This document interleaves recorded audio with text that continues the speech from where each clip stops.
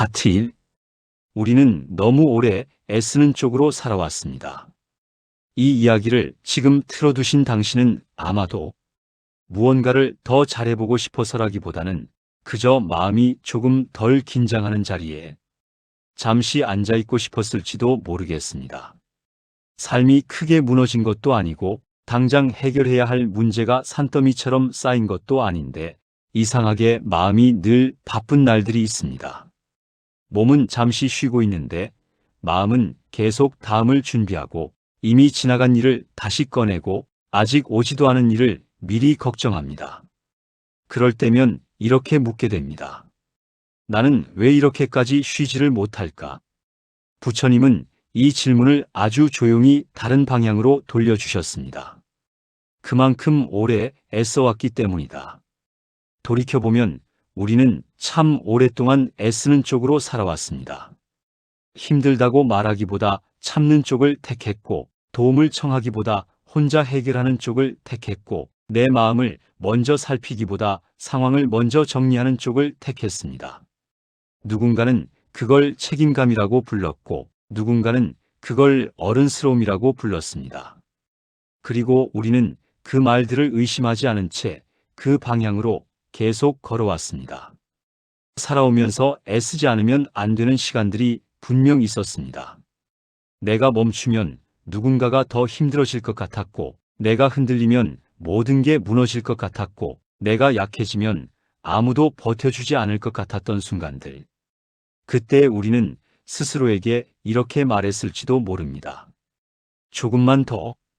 이번만 넘기자. 내가 버텨야 한다. 이 말들은 지금의 우리를 괴롭히기 위해 생긴 말이 아니라 그때의 우리를 살리기 위해 만들어진 말이었습니다. 부처님은 그 마음을 나쁜 습관이라고 보지 않으셨습니다. 살아남기 위해 익힌 태도라고 말씀하셨습니다. 하지만 문제는 그 태도가 너무 오래 우리 곁에 남아 있었다는 점입니다. 위기를 지나온 뒤에도 우리는 여전히 같은 속도로 달리고 같은 긴장으로 하루를 맞이하고 같은 기준으로 자기 자신을 대합니다. 상황은 달라졌는데 마음의 태도는 아직 예전의 자리에 머물러 있는 것입니다. 그래서 이유 없이 피곤하고 별일 없어도 지치고 쉬어도 회복이 되지 않습니다. 부처님은 이 상태를 아주 정확하게 이렇게 표현하셨습니다. 싸움은 끝났는데 갑옷을 벗지 못한 상태. 우리는 왜 이렇게 갑옷을 벗지 못할까요? 혹시 벗는 순간 무너질 것 같아서, 혹시 풀어버리면 아무것도 아닌 사람이 될 것 같아서, 혹시 더 이상 버티지 못할까봐 두려워서일지도 모릅니다. 그래서 아무도 공격하지 않는데도 여전히 방어하고 아무도 몰아붙이지 않는데도 스스로를 채찍질합니다. 부처님은 이 모습을 안타깝게 바라보셨습니다. 당신이 약해서가 아니라 너무 오래 강해야 했기 때문이라는 것을 알고 계셨기 때문입니다. 어느 순간부터 우리는 이렇게 생각하게 됩니다. 예전 같지 않다. 이제는 좀 느리다. 이 정도면 충분하다고 말하기엔 아직 부족하다. 하지만 부처님은 이 변화를 퇴보나 쇠약으로 보지 않으셨습니다. 오히려 이제야 다른 삶의 문 앞에 서게 된 것이라고 말씀하셨습니다. 계속 애쓰는 삶에서 조금 내려놓는 삶으로, 계속 증명하는 삶에서 그냥 존재하는 삶으로 옮겨갈 준비가 된 상태라는 뜻입니다. 이 시점에 가장 많이 드는 감정은 의외로 슬픔이 아니라 허전함입니다. 이제 무엇을 위해 이렇게까지 애써야 할지 분명하지 않기 때문입니다. 부처님은 이 허전함을 실패의 증거로 보지 않으셨습니다. 역할의 소음이 잦아들고 자기 마음의 소리가 들리기 시작한 순간이라고 보셨습니다. 그래서 이 시기의 허전함은 없애야 할 감정이 아니라 들여다봐야 할 신호입니다. 그동안 너무 많은 역할로 가려져 있었던 나라는 자리가 조금씩 드러나고 있다는 뜻이기 때문입니다. 부처님은 이때 서두르지 말라고 하셨습니다. 무엇을 새로 채우려 하지 말고 무엇을 더하려 들지 말고 그저 지금의 마음을 조용히 알아차리라고 하셨습니다. 혹시 요즘 이런 생각이 자주 드시나요? 이제 나는 어떤 마음으로 살아야 할까? 더 열심히 말고 다른 방법은 없을까? 그 질문이 올라왔다면 당신은 이미 다음 단계의 삶 앞에 와 있습니다.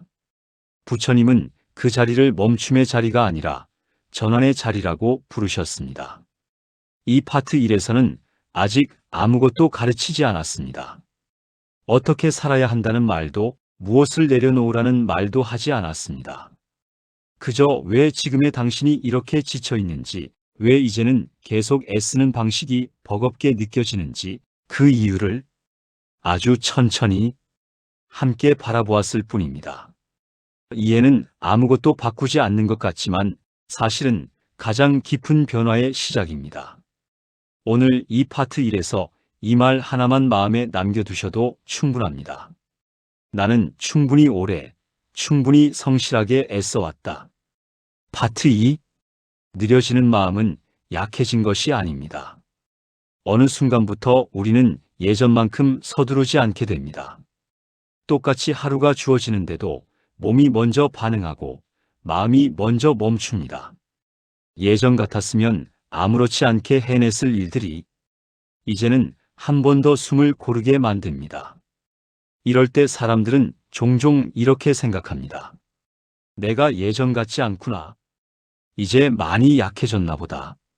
하지만 부처님은 이 변화를 아주 다르게 보셨습니다. 느려짐은 퇴보가 아니라 방향을 바꾸기 위한 신호라고 말씀하셨습니다. 사람은 계속 같은 속도로만 살 수 없습니다. 젊을 때는 몸이 앞서고 해야 할 일들이 몰려오고 멈추는 것 자체가 사치처럼 느껴질 때도 있습니다. 그 시기에 삶은 버티는 힘이 필요합니다. 하지만 시간이 지나면 삶은 다른 힘을 요구합니다. 속도를 유지하는 힘이 아니라 속도를 조절하는 힘을 요구합니다. 부처님은 이 전환을 삶의 자연스러운 흐름이라고 말씀하셨습니다. 느려진다는 것은 아무것도 하지 않는다는 뜻이 아닙니다. 오히려 이제는 무엇을 해야 하고 무엇은 하지 않아도 되는지를 조금 더 분명히 느끼게 된다는 뜻입니다. 예전에는 모든 선택이 급했고 모든 결정이 필요 이상으로 무거웠다면 이제는 어떤 선택 앞에서 잠시 멈추는 마음이 생깁니다. 그 멈춤이 불안으로 느껴질 수 있지만 부처님은 그 멈춤을 지혜가 숨쉬기 시작하는 자리라고 부르셨습니다. 우리는 그동안 빠름을 미덕으로 배웠습니다. 빨리 판단하는 사람, 빨리 움직이는 사람, 빨리 버티는 사람을 능력 있는 사람으로 여겼습니다. 그래서 느려지는 자신을 보면 스스로에게 실망부터 합니다. 하지만 부처님은 삶이 깊어질수록 속도는 자연스럽게 줄어든다고 하셨습니다. 얕은 물에서는 빨리 걸어갈 수 있지만 깊은 물에서는 천천히 걸을 수밖에 없다고 말씀하셨습니다. 지금의 당신이 느려졌다면 그건 당신의 삶이 얕아진 것이 아니라 깊어졌기 때문일지도 모릅니다. 느려지면서 마음에는 낯선 감정들이 함께 올라옵니다. 예전에는 느끼지 못했던 피로, 허전함, 때로는 막연한 불안 이렇게 살아도 괜찮을까? 이대로 가면 무엇이 남을까? 부처님은 이 질문들을 막아야 할 생각으로 보지 않으셨습니다. 오히려 삶이 다음 국면으로 이동하고 있다는 신호라고 보셨습니다. 우리는 여기서 종종 실수를 하나 합니다. 느려진 자신을 다시 예전의 속도로 돌리려 애쓰는 것입니다. 다시 정신 차리자, 다시 마음먹으면 할 수 있어. 하지만 부처님은 이 시기에 과거의 방식으로 돌아가려 하지 말라고 하셨습니다.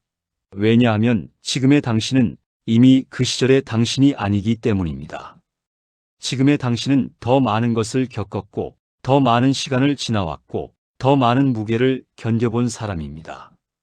그래서 예전처럼 움직이지 않는 것이 이상한 게 아니라 아주 정상입니다. 부처님은 이 상태를 달아버린 것이 아니라 단단해진 상태라고 표현하셨습니다. 단단해진 것은 부러지지 않지만 예전만큼 휘어지지도 않습니다. 그래서 무리하게 움직이려 할수록 아픕니다. 느려진 마음이 가장 힘들어하는 순간은 비교가 시작될 때입니다. 다른 사람들은 여전히 바쁘고 여전히 움직이고 여전히 무언가를 성취해 나가는 것처럼 보일 때 그 앞에서 자신을 바라보면 괜히 작아지고 괜히 뒤처진 것처럼 느껴집니다. 부처님은 이 비교를 아주 조심스럽게 바라보셨습니다.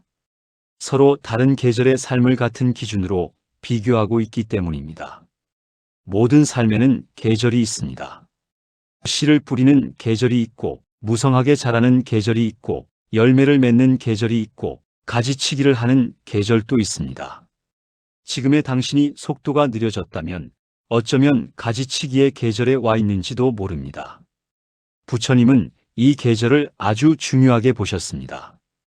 무언가를 덜어내지 않으면 다음 계절로 건너갈 수 없기 때문입니다. 그래서 이 시기의 삶에서는 더하기보다 빼기가 필요합니다. 더 많이 하려 하지 말고, 더 잘하려 애쓰지 말고, 더 증명하려 들지 않는 것. 그것만으로도 삶은 조금 가벼워집니다. 부처님은 가벼워진 삶만이 다음 단계를 받아들일 수 있다고 말씀하셨습니다. 혹시 요즘 이런 마음이 드시나요? 이제는 무언가를 이루기보다 그냥 조용히 살고 싶다. 그 마음은 도망이 아니라 성숙의 신호일 수 있습니다. 부처님은 조용한 삶을 포기한 삶으로 보지 않으셨습니다. 복잡함을 통과한 사람만이 선택할 수 있는 삶이라고 보셨습니다. 이 파트 2에서는 느려지는 마음을 붙잡아 끌어올리지 않았습니다. 고치라고도 하지 않았고 다시 빨라지라고도 말하지 않았습니다. 그저 느려짐이 잘못이 아니라는 것, 지금의 속도가 당신에게 필요한 속도일 수 있다는 것을 천천히 살펴보았을 뿐입니다. 이 부분에서 이 말 하나만 마음에 남겨두셔도 괜찮습니다. 느려진 나는 틀린 내가 아니다. 파트 3. 왜 우리는 여전히 스스로를 다그치고 있을까요? 아무리 삶의 속도가 느려져도, 아무리 몸이 먼저 쉬자고 말해도 마음 한구석에서는 여전히 이런 소리가 들릴 때가 있습니다. 이 정도로 만족하면 안 되지. 아직 할 수 있는 게 있잖아. 여기서 멈추면 뒤처질 거야. 이 목소리는 크게 소리치지 않습니다. 오히려 아주 익숙하게, 마치 오래 함께 살아온 사람처럼 조용히 말을 겁니다. 그래서 우리는 이 목소리를 의심하지도 않고 낯설게 여기지도 않습니다. 부처님은 이 마음을 성격이나 의지라고 부르지 않으셨습니다. 아직 벗지 못한 습관적인 긴장이라고 말씀하셨습니다. 우리는 오랫동안 스스로를 다그치는 방식으로 삶을 유지해 왔습니다. 조금만 느슨해지면 모든 게 무너질 것 같았고, 조금만 쉬면 다시 일어나지 못할 것 같았던 시간들이 있었기 때문입니다. 그 시절에 우리는 자기 자신에게 엄격할 수밖에 없었습니다. 그 엄격함이 우리를 보호해 주던 시절이 분명히 있었습니다. 부처님은 그 사실을 부정하지 않으셨습니다. 다만 그 방식이 지금까지도 계속 필요하냐고 물으셨을 뿐입니다. 문제는 그 다그치는 마음이 삶의 상황이 바뀐 뒤에도 자리를 지키고 있다는 점입니다. 이제는 조금 쉬어도 괜찮은데, 이제는 모두를 책임지지 않아도 되는데, 이제는 어떤 자리를 내려놔도 되는데, 마음은 여전히 위기의 시절에 머물러 당신을 붙잡고 있습니다. 부처님은 이 모습을 이렇게 비유하셨습니다. 불이 꺼진 줄도 모르고 물을 계속 붓는 사람. 이미 꺼졌는데도 불이 날까봐 계속 대비하고 있는 상태입니다. 이 다그치는 마음은 당신을 괴롭히기 위해 존재하는 것이 아닙니다. 그 마음은 사실 아주 오래된 보호자입니다. 당신이 흔들릴 때 대신 서주었고, 당신이 주저앉을 때 대신 밀어 올렸고, 당신이 도망치고 싶을 때 붙잡아 주었습니다. 그래서 그 마음을 단번에 내려놓으라고 하면 오히려 더 불안해집니다. 부처님은 이 마음을 적처럼 대하지 말라고 하셨습니다. 감사하고 조금 거리를 두라고 하셨습니다. 우리는 종종 이렇게 착각합니다. 스스로를 다그치지 않으면 아무것도 하지 않을 것 같고, 완전히 나태해질 것 같고, 아무 의미 없는 사람이 될 것 같다고 생각합니다. 하지만 부처님은 사람은 다그쳐서 움직이지 않고 안심할 수 있을 때 움직인다고 말씀하셨습니다. 마음이 안전하다고 느낄 때 자연스럽게 한 걸음을 내딛고 괜찮다고 느낄 때 비로소 숨을 고릅니다. 그래서 계속 다그치는 삶은 움직이는 삶처럼 보이지만 사실은 오래 가기 어려운 삶입니다. 혹시 요즘 이런 생각이 드시나요? 나는 왜 이렇게 아무것도 안 한 것 같지? 이만하면 충분하다고 말하기엔 뭔가 부족한데. 그 생각이 올라올 때 그 안에는 비난보다 두려움이 숨어 있을지도 모릅니다. 이렇게 살다가 아무 의미 없는 삶으로 끝나면 어떡하지? 부처님은 이 두려움을 몰아내려 하지 말라고 하셨습니다. 오히려 가만히 들여다보라고 하셨습니다. 두려움은 지금의 삶이 아무 의미 없다는 증거가 아니라 여전히 삶을 함부로 대하지 않겠다는 마음의 표현이기 때문입니다. 그래서 이 시기에는 자기 자신에게 새로운 질문을 건네야 합니다. 더 잘해야 하는가가 아니라 이제는 어떤 방식이면 나를 덜 다치게 하는가? 부처님은 삶의 기준은 점점 외부에서 내부로 옮겨간다고 하셨습니다. 젊을 때는 성과가 기준이 되지만 이제는 견딜 수 있는 삶인지가 기준이 됩니다. 여전히 스스로를 다그치는 마음이 사라지지 않아도 괜찮습니다. 그 마음을 없애려 하지 않아도 됩니다. 다만 그 말에 즉시 반응하지 않고 한 박자 늦출 수 있으면 충분합니다. 부처님은 그 한 박자를 자비의 틈이라고 부르셨습니다. 그 틈에서 비로소 다른 선택이 생깁니다. 오늘은 자기 자신에게 이렇게 말해도 괜찮습니다. 지금의 나는 충분히 해왔다. 조금 쉬어도 아무 일도 일어나지 않는다. 이 말은 의지를 꺾는 말이 아니라 삶을 오래 이어가기 위한 지혜입니다. 부처님은 삶은 끝까지 몰아붙이는 사람이 아니라 스스로를 적으로 삼지 않은 사람이 더 오래 걸어간다고 말씀하셨습니다. 이 파트 3에서는 다그치는 마음을 내쫓지 않았습니다. 다만 그 마음을 조금 다른 자리로 옮겨두었습니다. 운전대를 쥐게 하지 않고 옆자리에 앉혀두는 것만으로도 삶은 훨씬 부드러워집니다. 이 파트에서 이 말 하나만 마음에 남겨두셔도 좋겠습니다. 나는 다그치지 않아도 이미 충분히 살아가고 있다. 파트 4. 무엇을 내려놓아도 괜찮은지 알아차리는 시간.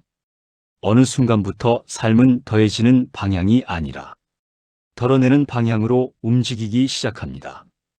예전에는 하나라도 더 붙잡아야 안심이 되었고 하나라도 놓치면 큰일이 날 것 같았는데 이제는 그렇게까지 붙잡지 않아도 삶이 이어진다는 걸 조금씩 알게 됩니다.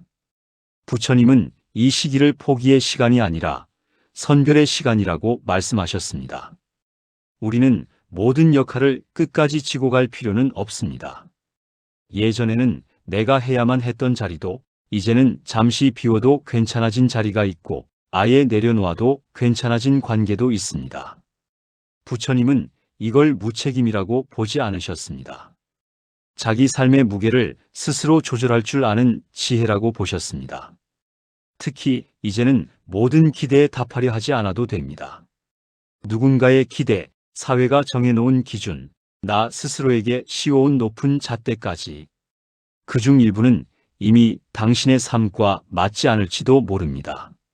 맞지 않는 옷을 억지로 입고 있으면 움직일수록 불편해지는 것처럼 맞지 않는 기준을 계속 붙잡고 있으면 삶은 점점 답답해집니다.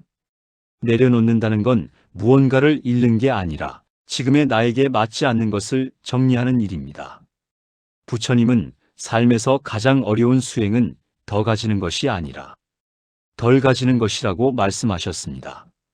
덜 가지면 불안해질 것 같지만 막상 내려놓고 나면 마음은 생각보다 조용해집니다. 이 시기에는 이 질문이 도움이 됩니다. 이걸 계속 붙잡고 있는 게 나를 살리는가 아니면 지치게 만드는가?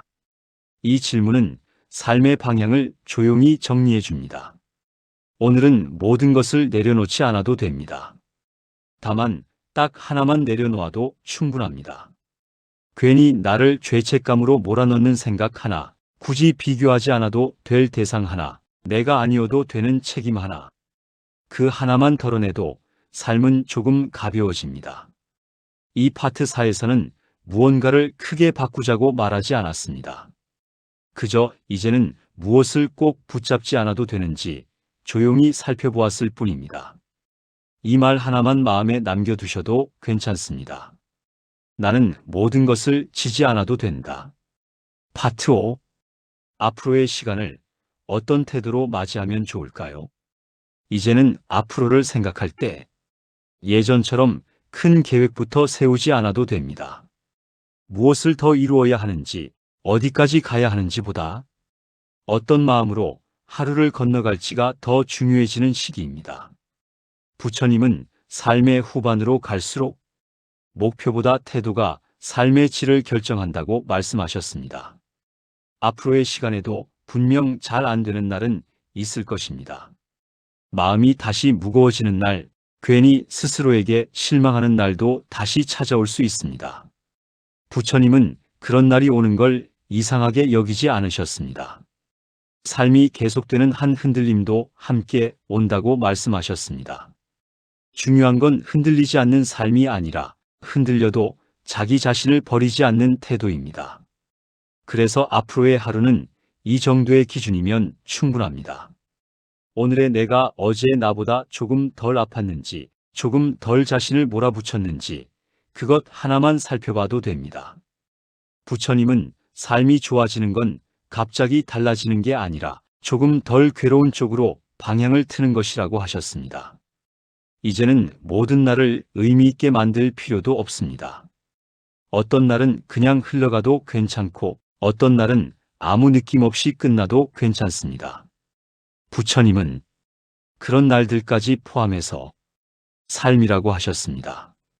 특별한 날만 모아서 인생이 되는 게 아니라 아무 일 없는 날들이 쌓여 지금의 삶이 만들어졌기 때문입니다. 앞으로의 시간에는 자기 자신에게 이런 말을 조금 더 자주 해도 좋겠습니다. 오늘은 이 정도면 충분하다. 굳이 더 애쓰지 않아도 된다.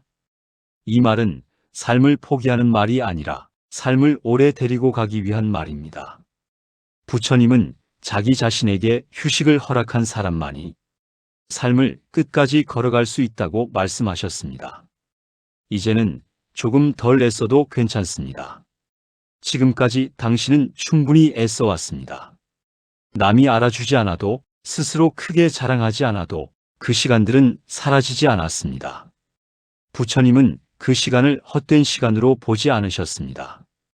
이미 다 지나와야 할 길을 성실히 지나온 삶이라고 말씀하셨습니다. 앞으로의 삶은 더 나아지기 위해 애쓰지 않아도 됩니다. 조금 덜 아프게, 조금 덜 급하게, 조금 덜 자신을 채찍질하며 살아도 충분합니다. 오늘 이 이야기를 끝까지 듣지 않아도 괜찮고 중간에 잠이 들어도 괜찮습니다. 이 말 하나만 마음에 남겨두셔도 좋겠습니다. 이제는 조금 덜 애써도 괜찮다.